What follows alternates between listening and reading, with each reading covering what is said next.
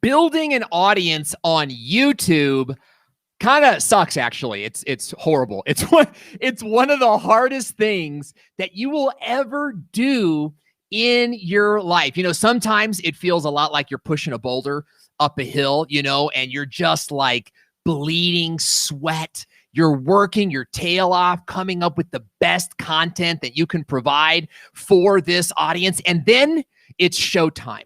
You're either going to go live on YouTube or upload a pre-recorded video, and you're super excited, and you hit that publish button just to address an audience entirely comprised of crickets. Look, if you've ever had that feeling before and you know that building an audience is really tough, then I'm glad that you've joined us today. Because on today's show, I'm going to be sharing with you how I've managed to build a pretty reliable audience on YouTube, not just for my channel, but for my client channels as well. And we're going to review some of the 5 biggest tips that you could be following to help your audience grow on YouTube and get you to become that creator that you've always wanted to be. We have a great show today, everybody. Stick around. It's Stream Like You Mean It. Owen Video! Hey, welcome back to Stream Like You Mean It with me, Owen Video, helping you create more effective, more engaging live stream shows. We're live every single Monday at noon PST. That's 3 p.m. if you're on the East Coast, and you can give me an air 5 in the comments below. That's how we say hello. We're broadcasting today on multiple channels with Restream.io, the best live streaming studio that you're ever going to need. And we want to welcome our audience watching us today on Facebook, YouTube, LinkedIn, and all over the web. My question of the day that I would like for you to answer in the comment section below, because this is what we do. This is what we do. We sort of like get conversation going, and we talk to each other here. That's why I go live every week, by the way. Is so I would get to know each other, right? And really just like have a conversation going. So I'd love to hear from you in the comment section. What does audience mean to you? Right? What does that word audience even mean? Because you could have an audience of 1, right?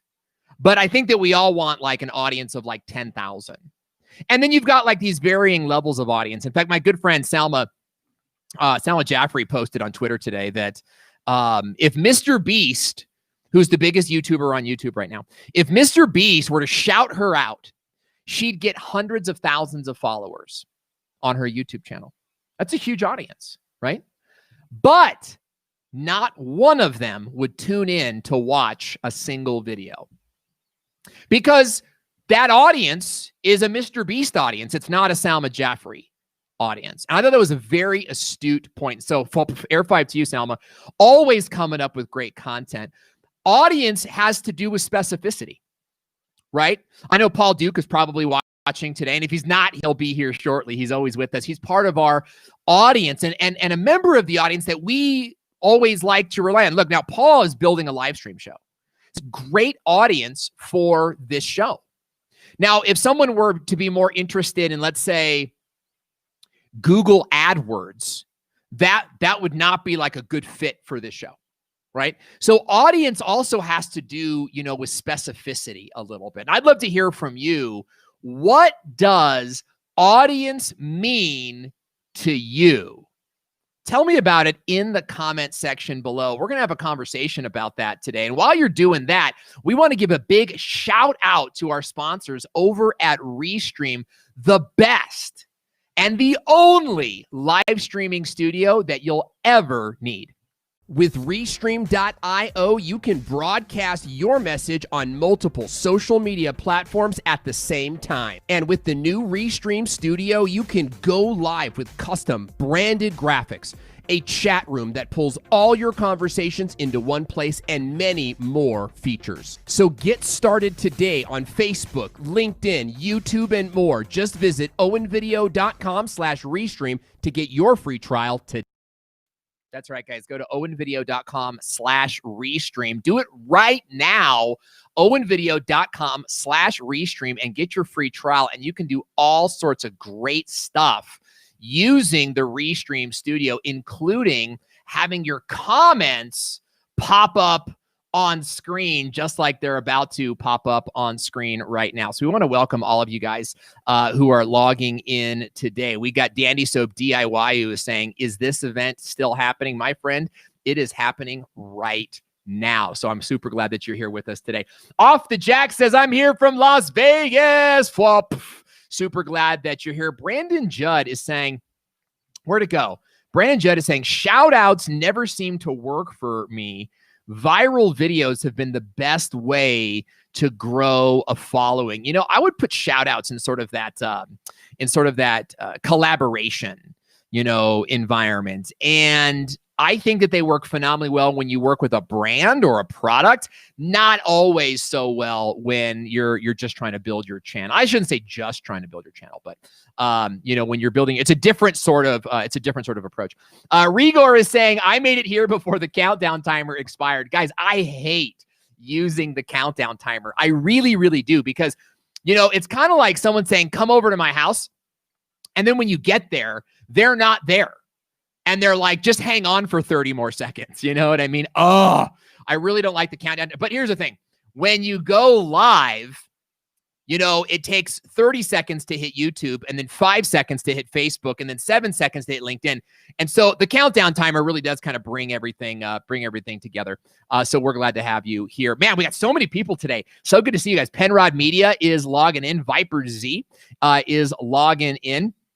We got Lily Tree, of course, logging in for Lily Tree's been logging in for years to my shows. And it's so great to have you here. James X is saying pre-recorded. Nope, this is all. We do have pre-recorded advertising segments, but everything else on the show is live. And so we're glad to have you here. Hey, Harley Pebble is here. Good to see you, Harley. Harley, we don't talk much, but you are tribe. You are crew, because you are in the grind of YouTube, making things happen. Mickey SE is out there. He says, does this work for Twitch? Yes, it absolutely does work for Twitch. And so we're talking about Restream Studio. With Restream Studio, you can broadcast on 257 different live streaming platforms, which is basically all of them. Now, I want to give a shout out to my man, Tom Nash, who is saying, oh, and I was following you since you had 100 subs. I was better at 100 subs than I am today. I think I've gotten lazy. I'm one of these sort of like live streaming elitists now, where I kind of drink my coffee with my pinky up, and I'm just like, you know what I mean? But you know, in the beginning, you're ambitious. In the beginning, you're like, oh, I want to do this,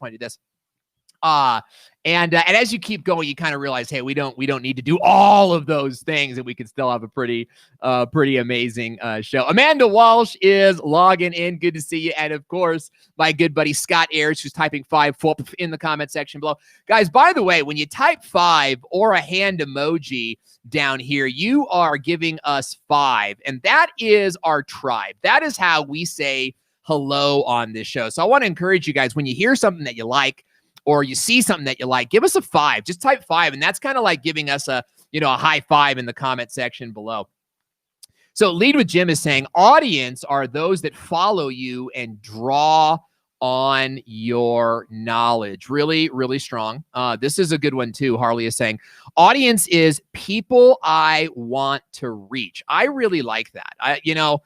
Because I think everyone's going to have sort of a different answer for this, but I really like that. The audience is sort of this, albeit nebulous, it's the people that you're trying to reach. Now, this is probably the most common one that I hear. Audience is potential buyers. You know, I would actually say, okay, now I don't know who's saying this, because it only says Facebook user, but thank you for being here. It's good to have you here. I am not saying this to say that you're wrong, because you are right, but it's conflating or confusing your potential buyers with your audience, probably the biggest mistake that content creators and YouTube creators are making. I know it was for me. You know, in the very beginning, all I wanted to do was go after customers. I need customers. I need customers. I need customers, right? This is my attitude. Because I grew up poor, and so I've always been sort of motivated by this. Don't be poor anymore, you jerk. You know, go make some money. What I've learned is this: that your customers are part of your audience, but your your audience is not just your customers. There are people that are going to watch you week after week after week after week that will never buy from you.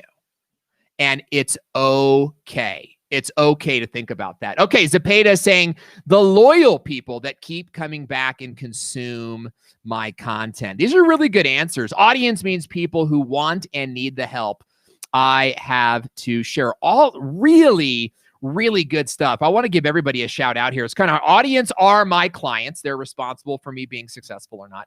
Great, great, great thoughts here. Again, your audience, though, is really bigger than your customers. Your customers are the bullseye of the audience. Okay? Your customers are, in fact, the bullseye of the audience. And that is, I think, something to really, really consider, because there are people in your audience that will never buy from you, period. But that's okay, because every time you log in and go live, they watch you, they share you, they comment you, they get you into other people's news feeds. Those other people see you, and those people buy from you. It's like this passive referral thing. And so and Sean Porter, I love what you're saying here. By the way, guys, we have 70 live viewers right now, which is a record for this show. And that's really cool. So I want to welcome all 70 of you. Let's see if we can't get it to 100 today. You know, let's really bring some audience in. What I really want you guys to be thinking about, and Robert Chappell, I love that your last name is Chappell and you're a pastor, is my online congregation. I think that that's true for all of us, right? It's your audience are the people watching you or that could potentially watch you. Now, I want to be careful, because you guys hear me saying things like, your audience is more than just your customers. And I stand by that 100%. But I get those of you that are like, yeah, but only my customers enable me to do this, right? Like, if it weren't for customers, I wouldn't have the money, the revenue, the justification for continuing to do this. And I want to break that mentality down today by covering, you know, the 5 big points. And it might be 5 plus or 2 bonus points or whatever. But I want to cover some of the sort of the basics to your audience and how you're going to grow that audience, you know, over time. Okay. So let's start by talking about how to actually, I want to dig into something. I'm going to go off the chart a little bit here. I want to talk about audience versus customers. Okay, so let's see if we can't put this up on screen sort of the right way. And I really don't like this. I want to switch it around. Okay, so I'm going to jump ahead here to step 4. I hope that this is okay in like YouTube land. I'm going to find out that the video dies right here because I should have started with step 1. But let me just dive into step 4, right? Which is audience versus customers. Okay, so here's the big mistake, is that you're going after only the people that are going to buy from you right now.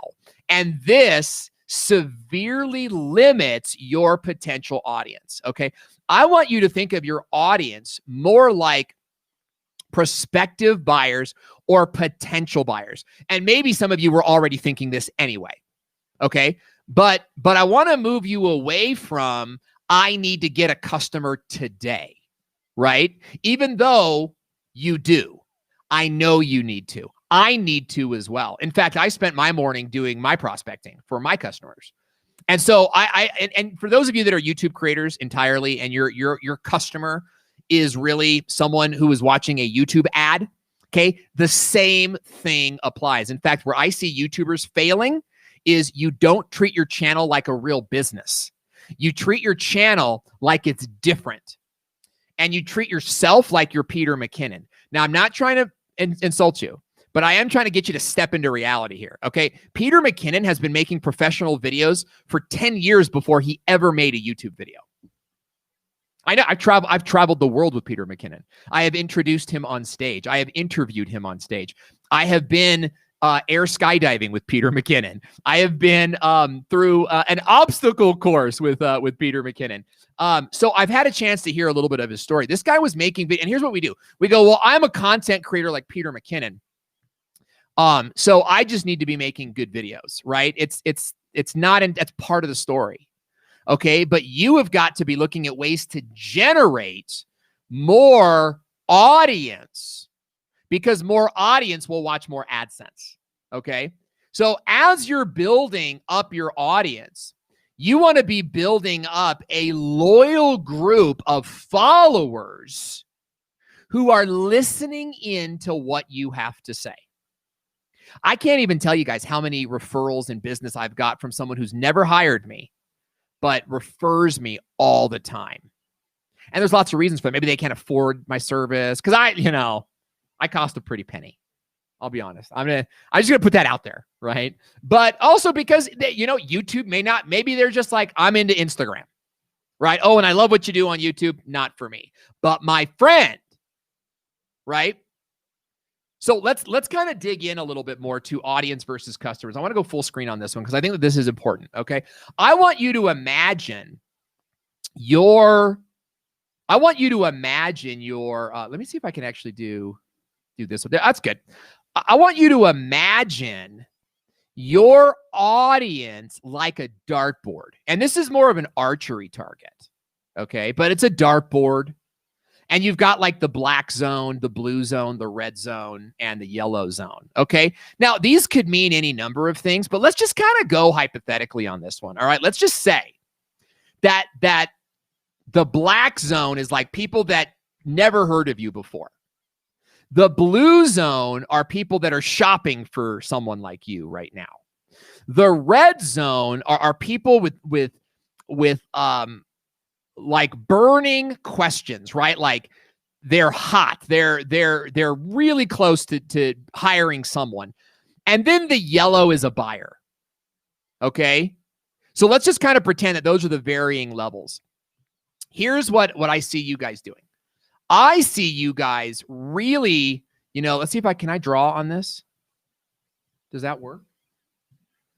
I'm like learning how my own computer works here. I want to see, can you guys see that? Yeah. I see so many of you guys shooting for the yellow. And it's like, if it's not in the yellow, then you're not interested. But really what you need to be doing is getting on the dartboard. You need to just get on the board. Okay. How do you do that? That's going to be the rest of what we're going to cover today. Because what happens is you guys are getting online and you've got this really convoluted message. And the reason it's convoluted is because you're trying to reach these yellow dotters. And really what you need to be doing is trying to reach the whole of the audience, keeping in mind that the yellow area is in fact your customers. Okay. So what I want to do then is I want to talk about, like, now that we know the difference between audience and customers. Okay. Audience is someone that can get value from you, period. And they like being a part of your community, and they like showing up, and they like, the way that you deliver. That's so key, is the way that you deliver. I'm going to give a shout out to someone that I really love right now. I want to give a shout out to Kevin Colby. Do you guys know Kevin Colby? Right? Give an air 5 flip in the comment section if you know Kevin Colby. Here's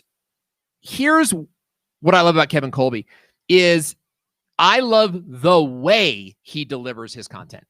Period. He's just so happy and he's fun.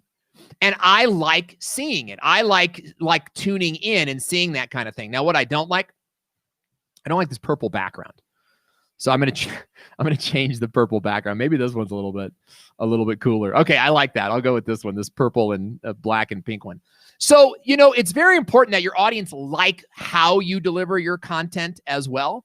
Okay, but really having a systematic way for delivering the content, that is what's going to set you apart. And that is what I want to get into as part of the bulk, of our conversation today. And so as we dig into, really the meat of this whole thing, I want to start with tip number 1. Let me see if I can arrange these a little bit better. Okay, so tip number 1 is a show schedule. Okay, you have got to have a regular show schedule. And let me tell you why this is so important, because Building an audience has everything to do with who's online when. All right. So let's go back to TV, because believe it or not, everything that happens on YouTube today is based on Hollywood and television. Even take a look at like the hottest stuff on Netflix right now is what? Cobra Kai, right? Where did Cobra Kai start? As Karate Kid, a Hollywood movie. And then it went to YouTube, and then Netflix bought it. Okay. This is just like a wonderful, I think, transition into this new media, because show scheduling is everything. Think about daytime TV. Go ahead and tell me in the comment section, what does daytime TV mean to you? There's two big words that come to mind. Okay. Soap opera. Soap opera comes to mind, daytime TV, but also talk shows like Regis and Kathy Lee. As what I grew up on. I'm sure it's something completely different now, you know. But I remember being in high school going to the Lisa Gibbons show. I grew up in LA, so we were always going to Hollywood and doing stuff like this. But we'd go to the Lisa Gibbons show. And never went to Regis, but you know, these different daytime TV shows. Why is it called that? Because the audience at that time mostly work at home, stay at home moms. And I hate the term stay at home, because I don't know a single mom who just sits around all day. I know moms that are furiously raising their kids and really, you know, being an asset to their household. And so I hate the term stay at home mom, because the stay at home moms that I know are some of the hardest workers out there. Big shout out to all of you moms who are working jobs and raising kids. I love it. But look, at the end of the day, okay, daytime TV is based on an audience largely of women who are at home and not working. That's the audience. Okay, now let's move over to the evening. What's the evening called? Primetime. Why is it called primetime? Because of the audience that's there. It's 8 o'clock at night, which means both parents, if they're in the home, both parents are at home. Now, there's obviously exceptions to this, right? And it's usually like the mid-20-something is not at home during prime time. You're, you know, that mid-20s, I mean, you're out working. You're working a nighttime job, the night shift or whatever. But largely, the 9-to-5 American is at home. Families have already eaten dinner. And so you've got this family audience already built into that time slot. So when we were growing up, you know, the 90s and early 2000s, what shows were being broadcast at that time? Family shows. When did the adult shows start coming on? 9 o'clock and 10 o'clock. I remember this because when I was a kid, Cheers would come on. You guys ever watch Cheers? Probably one of the best shows in television history. I just love classic TV. Cheers came on at 9 o'clock, Channel 4, NBC in LA when I was a kid. And 9 o'clock was bedtime. That was not a show for kids, right? When I was growing up. Maybe some of you guys did watch it. Okay.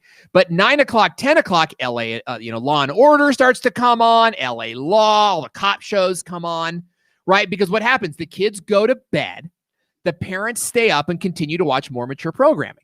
Okay. So having a show that is broadcast at the same day and time each week enables you to build an audience of the people who are online at that time.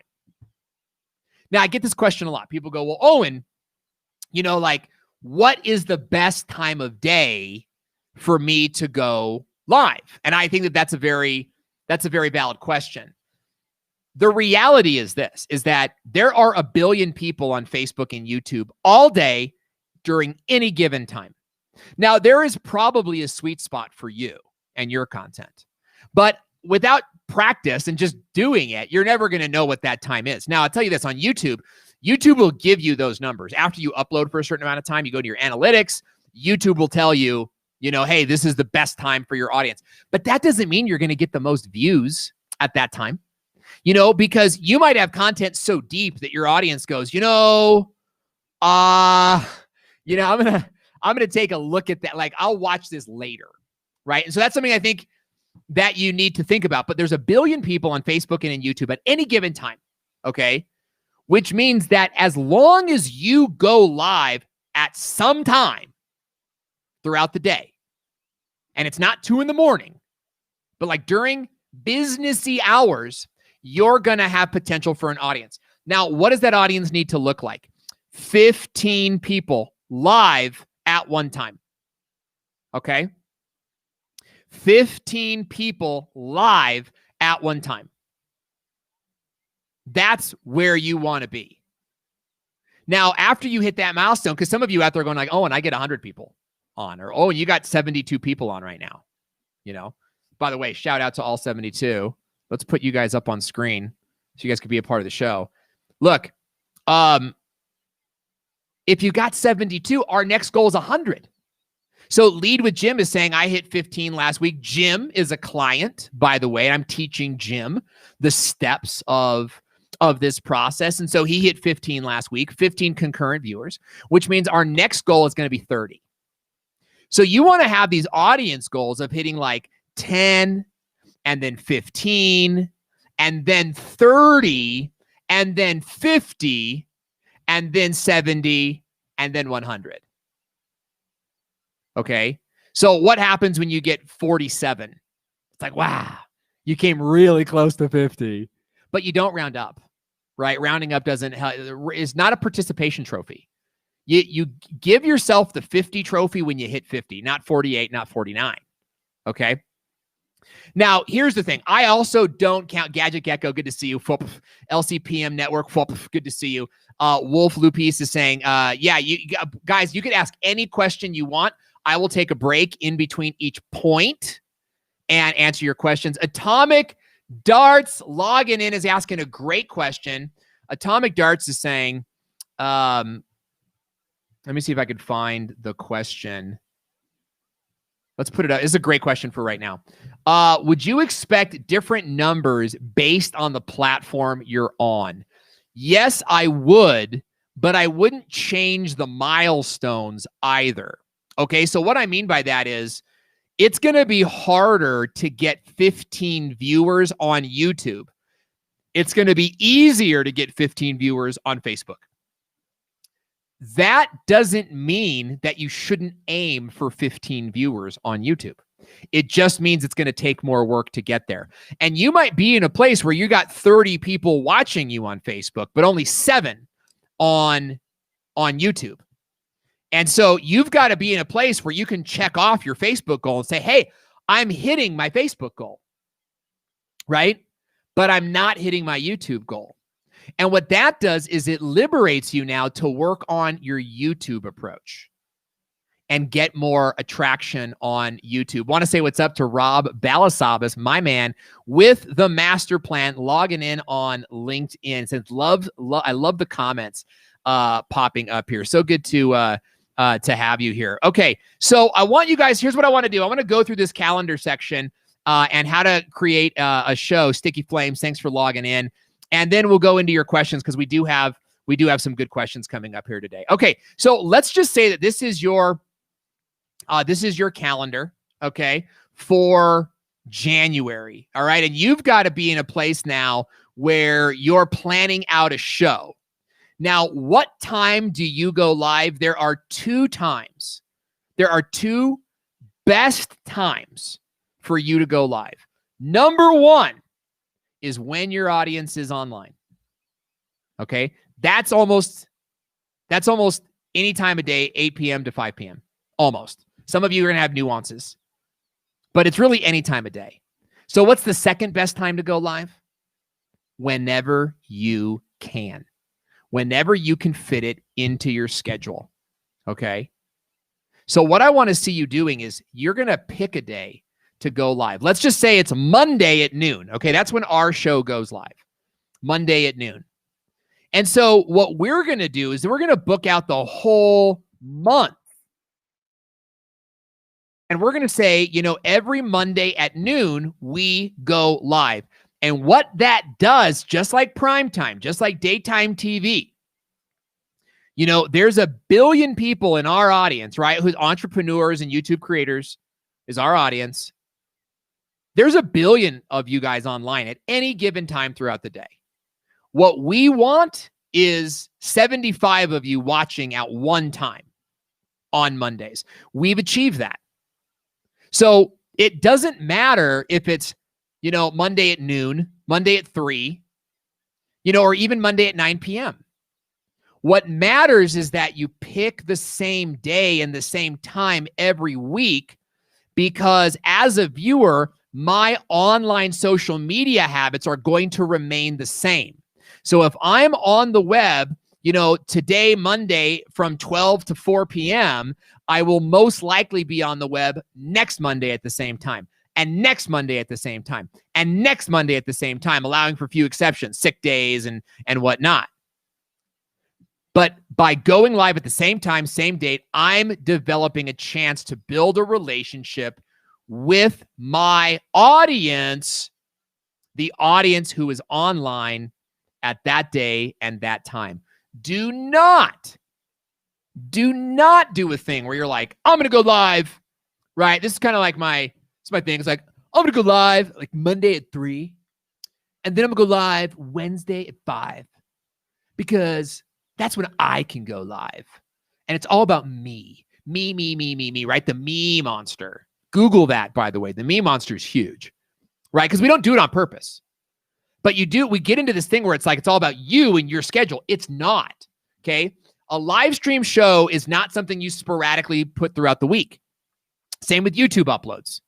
You should be striving to upload at the same day and the same time every single week to build audience with who is there online already. And you should be pre-scheduling your events, okay, using the tools that are available to you so that your audience knows that they can expect you and they see that you're coming, and it proves that you're reliable, okay? So some really strong, I think some really powerful points there. Okay, let's go to the chat here. And we had some really good questions. Ross Quintana logging in, my man. It's good to see you. And by the way, if you know someone who would benefit from this show, tag them in the comment section, or maybe share this on their timeline. We would certainly love to welcome them to the show. Now, I want to go to some questions. And I want to give a big shout out to Christina Smallhorn, who is one of my favorite YouTube creators. Because I go live every Sunday at 3:30 p.m. and she has been for quite some time. And I think that's really cool. Sean Porter is saying that's where I'm at. I try to go live. What is that? Before 10 p.m.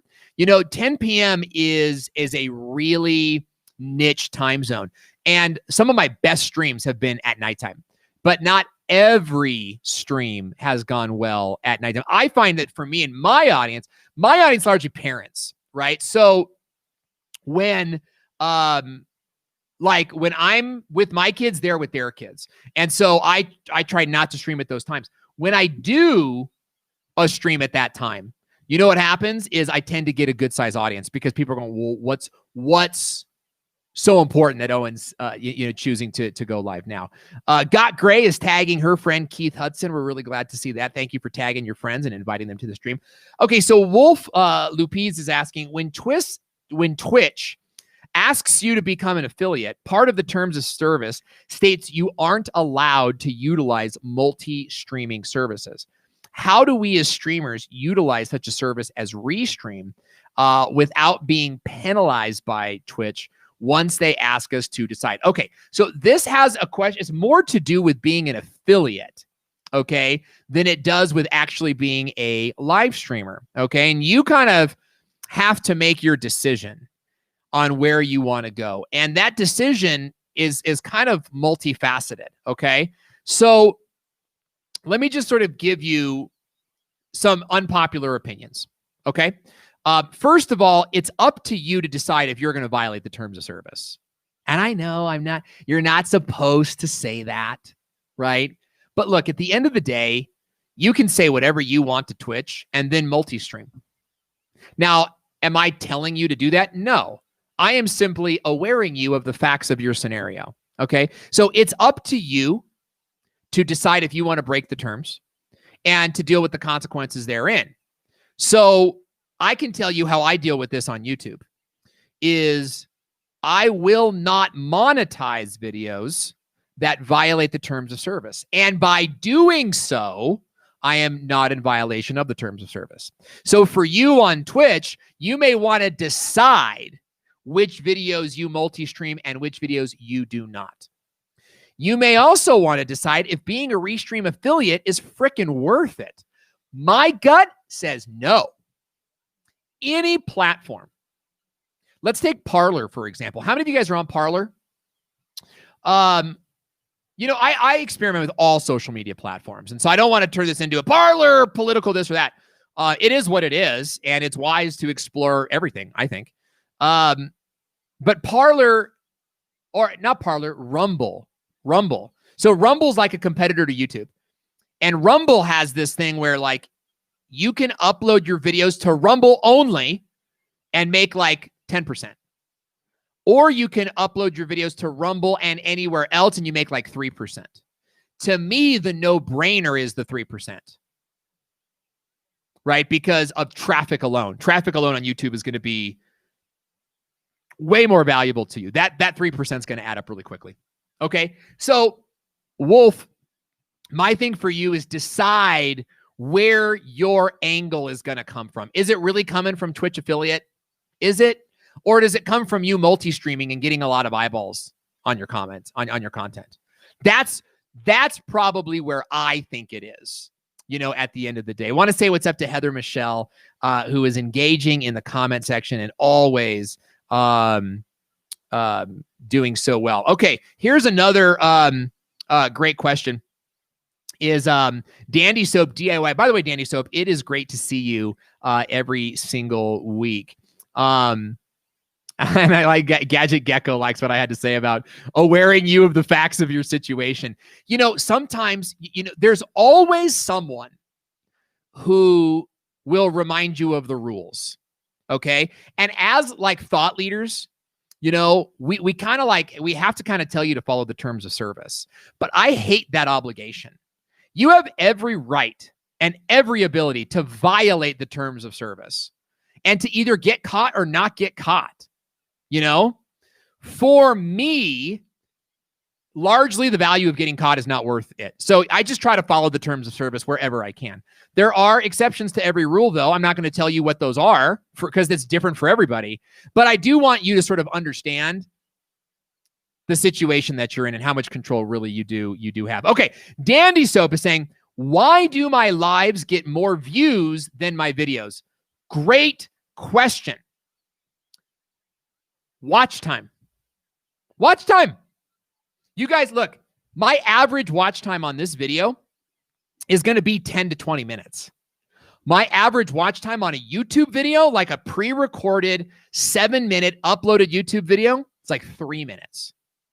So YouTube knows that even though my lives don't like perform as well, they don't bring as many subscribers, they don't make as much AdSense revenue, YouTube knows that you will watch longer if it's a live stream.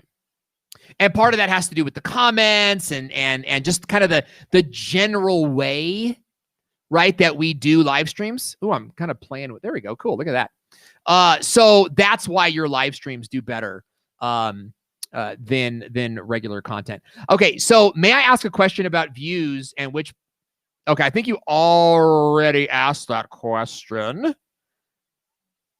And I think that is good. So let's move on to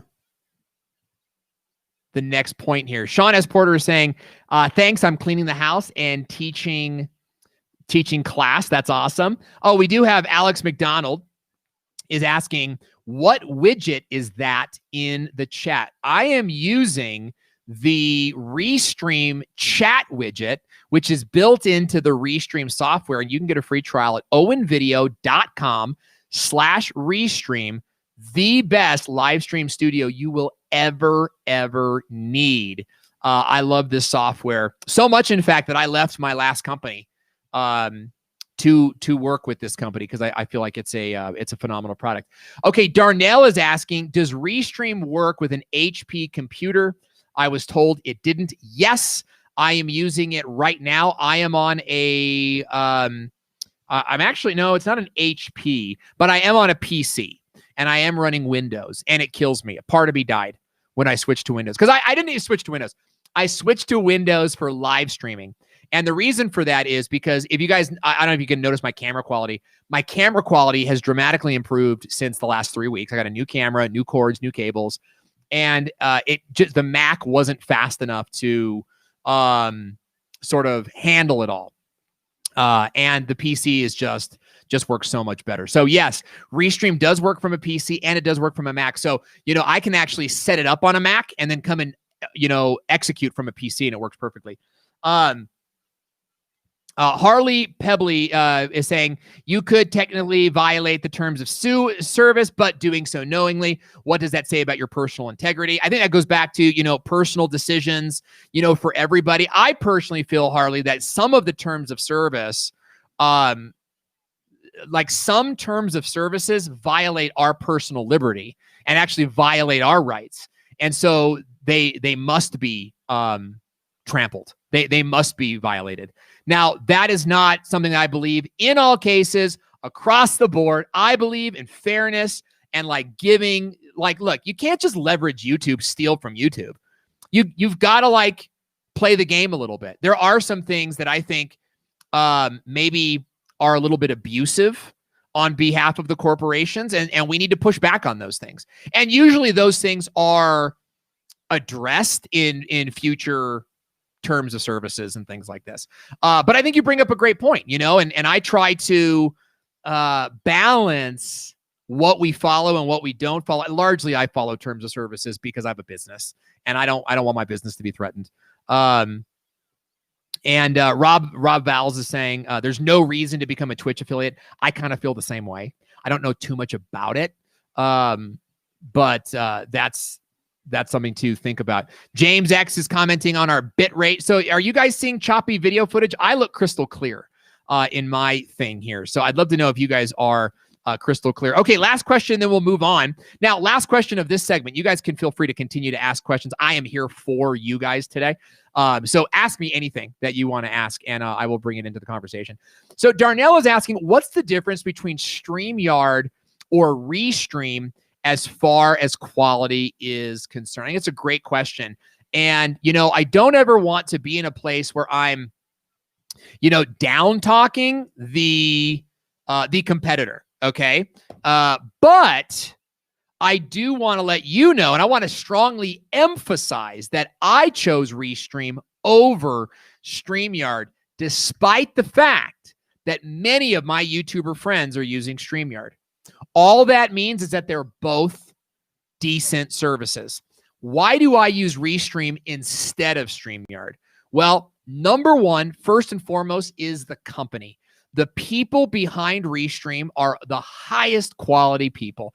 Now, it's not to say StreamYard is a bunch of dirtbags. I'm not saying that at all. I don't know anyone from StreamYard. They haven't reached out to me. Whereas as Restream reached out to me, they gave me product demos. They introduced the product to my customers, and they made me feel like a part of the family.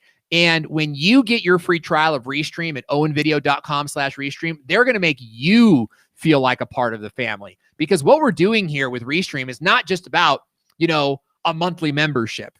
It's about really changing the world for the better, and your message being the vehicle to do that. And so Restream gives you all of the tools that StreamYard gives you, plus more tools that make your streams reach more people. For example, on StreamYard, you can broadcast, I think, on 2, maybe 3 platforms at the same time. On Restream, you can broadcast on 15, 20, 25 platforms at the same time. Facebook groups, Facebook pages, Facebook profiles, YouTube channels. There's so much you can do. Plus, you've got the built-in graphics. You've got the built-in comment stream. I've got the ability to add my own graphics and to do some of these fun, little overlays and things. And I could even be advertising products and sort of stuff like this. They give you really just a wide variety, a wide berth of stuff to choose from. And I really like that at the end of the day. So, we like to use Restream. We love the people. We love the software. We love the advanced features and the advanced factors of it all. So something that I would think about as you decide which software you're going to invest in. Okay, let's move on here. And let's talk about, step 2. Step 2 is something nobody ever considers. and is like the key part of building an audience. So step 2 in building an audience on YouTube is having a custom intro that is standard on every show, and it is the same for each show of the week, okay? So what is your introduction? Your introduction is like the name of the show, the value statement of the show, what you want the person to do right now. Do you guys know what I ask you to do in the beginning of each show? See if you guys remember, put it in the comment section. Okay. I put in a question of the day and then I add a sponsor segment. But all of these things right here take about 30 seconds for me to get through. 30 seconds, that's it. Okay. But it's the same every single show. So let's take a look at why that's so valuable. Okay. It's valuable because it gets into the mind of your viewers what your show is all about. That's the key right there. And when you say the name of the show plus the value statement, then you're letting your audience know. Ed Weinberg got it right, by the way. You're exactly right. That is the call to action that we shoot for in every single opening of the show. Yes, you want to be in a place where your audience listens to your intro and they go, this show is for me. That's it. That's the whole kit. That's the whole ball of wax, folks. You want your audience to tune in for 10 damn seconds. You like how I lower my voice because I'm a parent? I'm like, 10 damn seconds.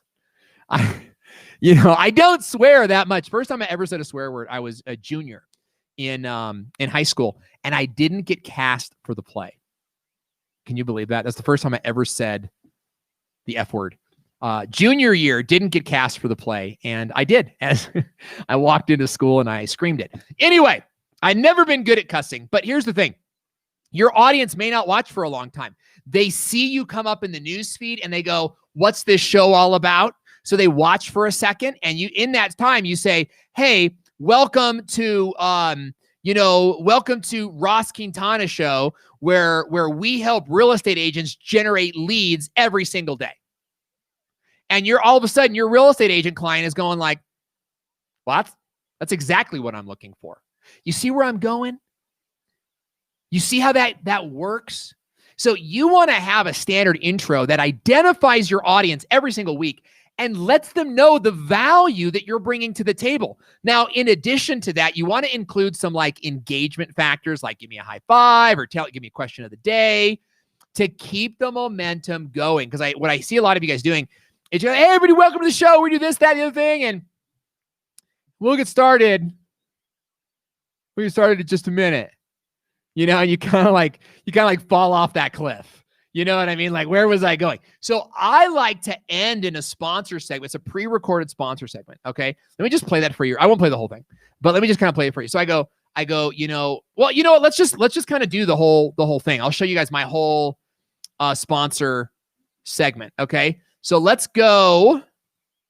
Can we bring it back here? So this is my standard intro. So I say, welcome back to Stream Like You Mean It with Owen Video, helping you create more engaging, more effective live stream shows. Give me an air 5 in the comment section below. That's how we say hello. And we're broadcasting today on multiple channels with Restream.io, the best live streaming studio that you will ever need. And we want to welcome our audience today on Facebook, YouTube, LinkedIn, and Periscope. My question for you today is,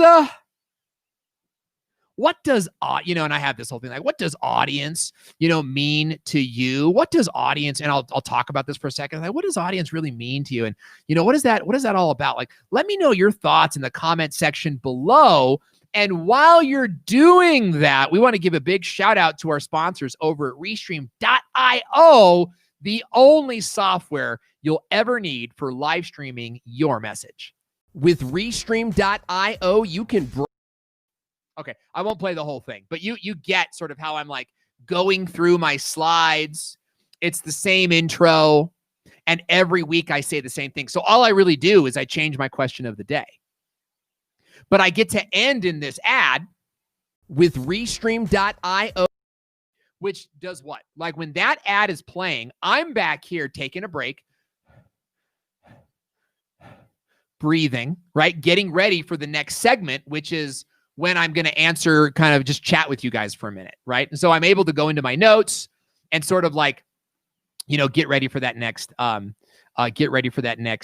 next section. Okay. So having these, having this standard intro for your show is absolutely pivotal. There's no ifs, ands, or behinds about it. You need to have a standard intro for your show. And I recommend that you write something like this, right? Where you say, welcome back to name of show, with me, the host, what your name is, and what the value statement of the show is, right? Helping you create more effective live stream shows.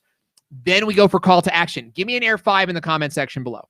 Now, you can do Air 5 if you want. Like it's, you know, again, like it's flattery for me, but you could also do your own thing, right? You could say, you know, hey, drop me an emoji in the comment section below to share with me how you're feeling today.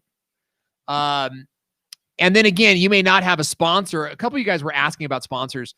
You should all have a sponsor for your show. And even if you don't have a paying sponsor, you should have like an affiliate sponsor, right? Like all of you could be selling, for example, you could be a Restream affiliate and say, hey, the show today is brought to you by Restream. You know, go get your free trial of Restream. And for anyone that signs up, you make money, right? It's not a sponsor, but it's a brought to you by, and it counts the same way. So a good friend of mine, Ray Lane, who's Ray the Video Guy Lane, you know, he taught me this 10 years ago, you know, and he was doing these shows that were like brought to you by MailChimp, right? And MailChimp wasn't paying him, but he had an affiliate to MailChimp, right? And so he was able to make money on the show doing that. This is where I think YouTubers really kind of like mess up is that a lot of YouTubers have been taught bad habits by other more famous YouTubers.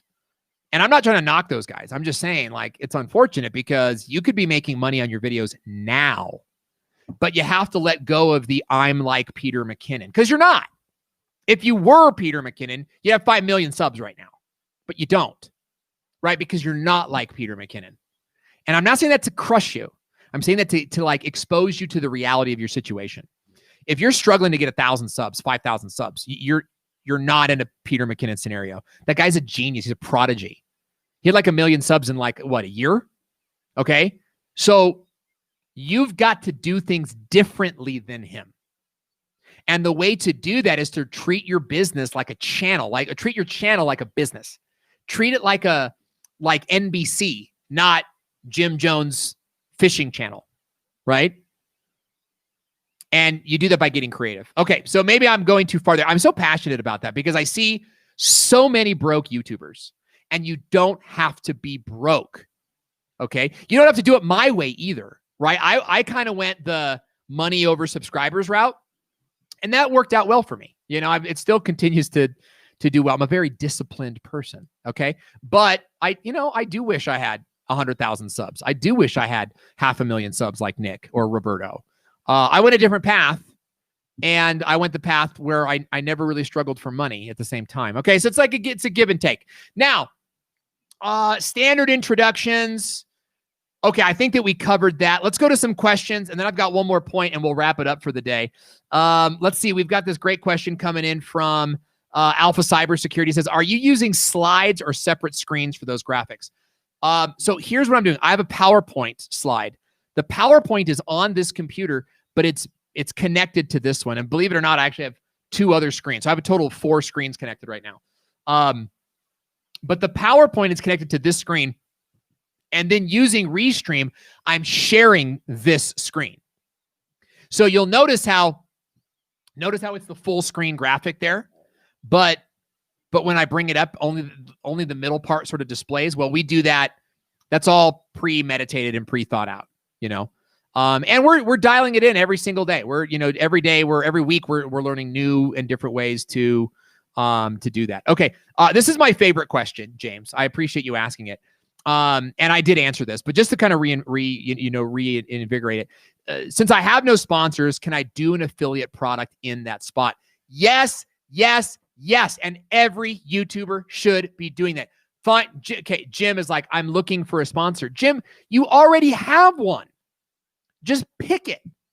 Go to Amazon, pick out a product, grab the affiliate link, and that is now your sponsor. Hey, this show is brought to you by the, Canon M60 camera, right? Or this show is brought to you by this microphone. And you post the link and you make, $7 every time somebody buys it. You don't need I'll sponsor your show. You need an affiliate link. Okay. Now, by the way, now that you have this, hey, this show is brought to you by, it sounds like a sponsor. And so now as you're like pitching other sponsors, you can show them your show and say, hey, look, I've already got a sponsor, And so your show sounds more credible. Does that make sense? Okay.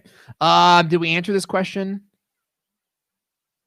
Okay. James again is saying, I don't have a sponsor segment because I'm just starting. Fair enough.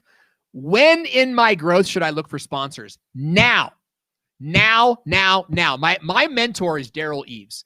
And I had a guy tell me, well, everyone's mentor is Daryl Eves. No, that's not true. Most people pay for Daryl Eves, right?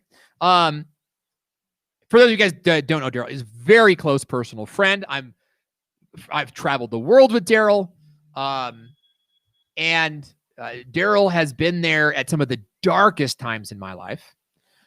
When my closest friend committed suicide 2 years ago, a year and a half ago, Daryl was there with me in Belfast, Ireland, and he sat up with me and talked with me about it. So Daryl and I are very, very close beyond I'm in his program. Daryl just created a series, like 6 months ago, where he had sponsors before a single video had been released. Guys, sponsors like the easiest thing you could do. I would say spend more time on sponsors than video content. Brian G. Johnson would kill me because they're all such talented creators. They focus all the attention on the creation too. I agree with them. Don't get me wrong. That's why I bought new cameras. But at the same time, like 50% of your energy on video, 50% on finding sponsors will change your life. Even a small sponsor at $100, $200 a month. That's $2,400 a year, dog. So something to think about.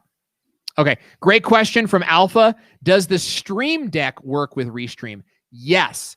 All of my tools. I don't have Stream Deck, but I do have X Keys. It's the same thing, only better. Although I do admit that I wish I had a Stream Deck for the digital interface.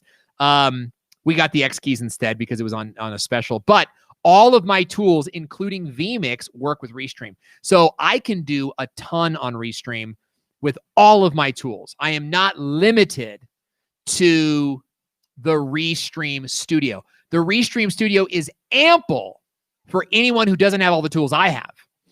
But you can use all those tools. I love this, Harley. I'm really just pumped that you're on the show today. And I think you bring a lot to the conversation. Harley is saying there's only one Peter McKinnon, but there's also only one you. And as trite as that sounds, as like a bumper sticker as that might be, he's absolutely right. Like, I bring up the Peter McKinnon thing because I think I hear it a lot. Well, I'm like Peter McKinnon. I'm more like Peter McKinnon, Owen. And it's like, no, you're not. Okay. Number one. Number two, don't be like someone else. Be you. Be you and be as you can be. Okay. Carlos, who is saying that I'll be implementing that on my show. Just an amazing, amazing comment. Appreciate you, Carlos. Jim, I am with you. Lots of great comments coming in. Okay, any more channels? Yeah. So Lily Tree is like, okay, so we've done steps 4, 1, and 2. All right, let's keep going. Yes. Okay. Atomic Darts is saying, where can I find that script? Is that something you offer? Yes. And I've got the same thing right here. How do you decide on a price for sponsor? Guys, I have a whole training on this. And Carlos, can you send them the link in the chat box? It's in the chat area. It's the brand deals offer. Carmen knows the link. I don't know the link to it, but I have a whole thing on how to get sponsors. And I think that we're going to have to do a whole show on sponsors. And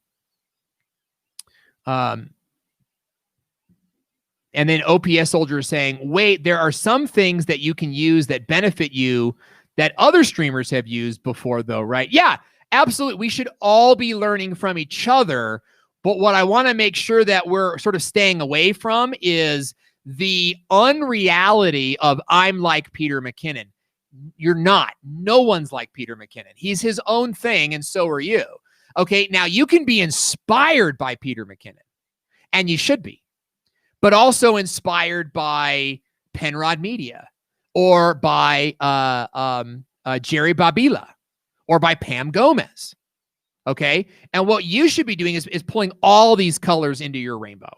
I mean, at the end of the day, as opposed to saying like making this finite, I'm like Peter McKinnon, therefore I do things this way. That is a trap, because you'll find out that they know people you don't know. They didn't make mistakes that you made, vice versa. Everybody's fallen like a snowflake. We all take a different route. And like, you know, I was killing myself with this. I'm just like Sean Cannell, because I'm not like Sean Cannell. I love Sean Cannell. I do.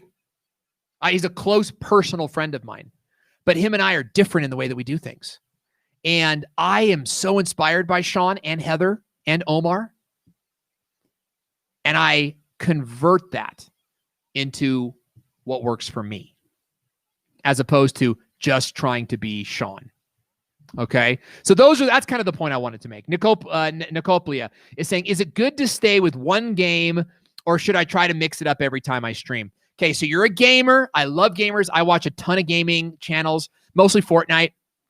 I watch Mr. Big Five, and the other names escape me, right? I can see them in my head. I watch a lot of that stuff. But here's the thing I want to get you on. You should build a name off a game. Okay? Build your name off a game. And then also bring other games into the mix, okay? Because you don't want to be like stuck in that game, right? But you do want to build sort of like a big silo, like one strong power arm, right? Off the one game. And then you're kind of adding other games or other cheats or other things into your other arm to see how many arms that you can build. Okay, so here's the thing. Like, you could make a name off of Star Wars, okay? But you could also make a name off of the way you play the game. So you could kind of do a thing where you beat the game in 30 minutes. And so that's the game. It's like how I beat Star Wars in 30 minutes, how I beat Fortnite in 30 minutes, how I built this in Minecraft in 30 minutes. Right. And so that arm is not just one physical game now. It's actually the way that you play it. Okay. My point is, you got to have a thing that you do. You got to have a niche, right? If it's just you and your buddies kind of joking around on Fortnite, we got that. So you got to be as funny as Mr. Top 5. You got to be as calculating as Mr. Beast. And I feel like it's really hard to compete in that space. But if you have a thing that you do, I beat games in 30 minutes or something, then I think that you're in a really good place. Okay. All right. So we got to go, guys. Our time is up. So I want to get into these last couple of points. Okay. Because this last point I think is really, really strong.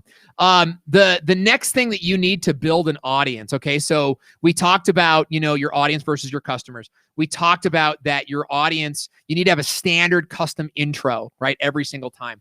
I want to talk about content silos. And I was just sort of talking about this, okay? You want to create multiple live shows on the same content topic. This is, I think, what Nick Nimmin does really well. Every time he goes live, it's like how to get views and subscribers, how to get views and subscribers, how to get views and subscribers. Now, he answers a bunch of questions in there, and he goes on different, but at the end of the day, that it can go into that content category. That is where you need to be. That is absolutely where you need to be, is in a place where you're like, so for example, I really love these questions because I love gaming channels, where you're saying, what about building a name off a genre like RPGs or FPS? Yes, I think it is too broad. I think you need to go one level deeper, where it's like, so you're going to do like RPGs, but you're going to do them in 30 minutes or less, or pranks or cheats, whatever the angle is. It's like RPGs and the angle. Okay. And that can change over time. I think, but this goes into content silos. You want to do, let's say, 5 to 10 videos in one content silo. And I want you to think about your content silos like the legs of a table, okay? So the legs of a table are such that, you know, the tabletop is held up by 4 legs. And just by looking at the tabletop, I can tell that it has 4 legs. Imagine a table that's missing a leg. You can see it immediately, right? You can see the table is either fallen over or it's wobbling a little bit. A table with 2 legs is on the ground.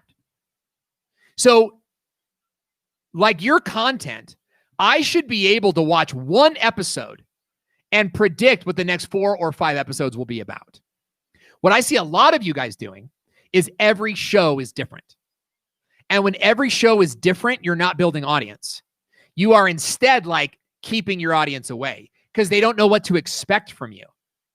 Is he going to talk about cameras today? Or is he going to talk about, you know, sales? Because I'm interested in cameras. I don't really care about sales. Or I'm interested in sales. I don't really care about cameras. I'm going to use a webcam. You know what I'm saying? So you got to find that balance. So for example, for me on my channel, we talk about live streaming. We talk about brand deals. We talk about how to grow on YouTube. And I think that we're also adding in like editing and like how, like not how to edit, but how to hire editors, like how to run YouTube like a business, you know? And you should be able to tell by just looking at my channel, like what the channel's all about. Okay. And a great example of that is my good friend, Christina Smallhorn. Okay. Let's just kind of look at her channel real fast. Here is a look at some of the recent videos on her channel. And I just sort of highlighted, okay, look at the ones in yellow. Notice the title. Real estate agent reacts. Real estate agent reacts. Real estate agent reacts. So she's got a content silo that's just all real estate agent reacts. That's one leg of her table.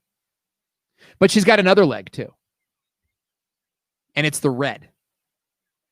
And you can see that it's like tiny manufactured homes, right? 5 important facts of tiny manufactured homes. 5 reasons not to buy a tiny manufactured home. Okay. Tiny manufactured homes that you can buy on Amazon. Okay. So, you know, what she's done here is created a couple different, and she's got more in there. You can see them. You can go in there and see them. It's a couple different silos that she repeats over and over and over again. And the idea is that her channel, okay, is not about attracting a home buyer or a home seller. It's about attracting the audience. And that audience is what? It's people interested in real estate. People interested in real estate. Not just buyers and sellers. Because can you see, guys, how that works? When you make a channel that's only about buyers and sellers, your audience now, the only people you can reach is I want to buy a home today, tomorrow, or yesterday. That's it. That audience is minutia. And yet, this is real estate agents and financial investors do this all the time. You only make videos for your customers. Whereas Christina makes videos for people interested in real estate. And she nurtures them and she becomes like their go-to. And because it's the go-to, when they're ready to make a real estate decision, she's top of mind. Okay. Now, the last point we don't have time to go into today. You've heard me talk about it a lot, but the last step in building an audience is to have an ROS. And an ROS is a run of show. It's a systematic way of running your live show that eliminates the fluff and moves the show from beginning to end without losing any viewers. And we have an ROS template that you can download for free when you go to the link that's in the chat area right now. We've even included some templates and some scripting here. But, you know, the big point of the ROS is to just keep you on point so that every time you go live, you say the right things at the right time. Now, LCPM Network is asking, Owen, where is your channel? You can find me on YouTube at Owen Video. Just go to owenvideo.com/YouTube and subscribe to the channel there. We would love to have you as a part of the show. Penrod Media is saying, how many videos or subs determine when you start going live? You can go live the moment you start a YouTube channel, okay? You can go live from mobile when you hit 1,000 subscribers. So going live on YouTube starts today. Facebook starts today. You should not wait to go live. In fact, you should be going live before you even have pre-recorded videos up, because live will get you an audience today. All right, guys. So there's links. Teacher Paul has made it. Paul, we were wondering what happened to you. Glad to have you here. Guys, remember, we are live every single Monday at 12 p.m. Pacific Standard Time. That's 3 p.m. if you're on the East Coast. And we're always going to be talking about live streaming, YouTube growth. And I think we're going to talk about next week how to grow a channel, how to get sponsors and brand deals coming in for your live stream show. So I hope to see you in the next episode. Guys, it's been a pleasure over streaming with you today. We went 12 minutes over our time today, but I had a great time doing it, and I always have a great time being with you. You are my peoples. It's always a pleasure to be with you, and I can't wait to see you in the next episode. I'm Owen Video. This is Stream Like You Mean It, and we'll see you next time.